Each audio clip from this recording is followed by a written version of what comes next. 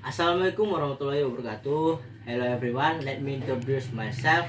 My name is Hakim Tamir. My name 2202420.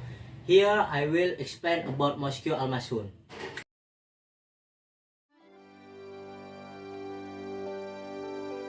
This mosque was built in 1906 and completed in 1909.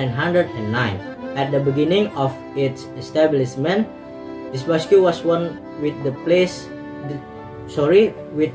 complex.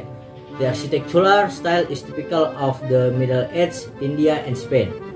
This mosque is octagonal in shape and has wings on the south, east, north, and west. This mosque is named Raya Al-Masun Mosque. Al-Masun Mosque was founded by Theodore van Eck.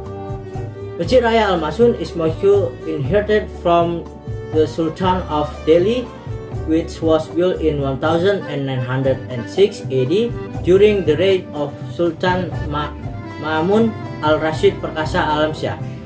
This mosque was completed and started to be used in 1909 AD. This can be seen from the inscription that read Arabic Malay. Carved on the left and right wings on the entrance to the mosque, which is in the identity of Medan City in India, not just an ordinary historic antique building, but also has its own uniqueness. Thank you.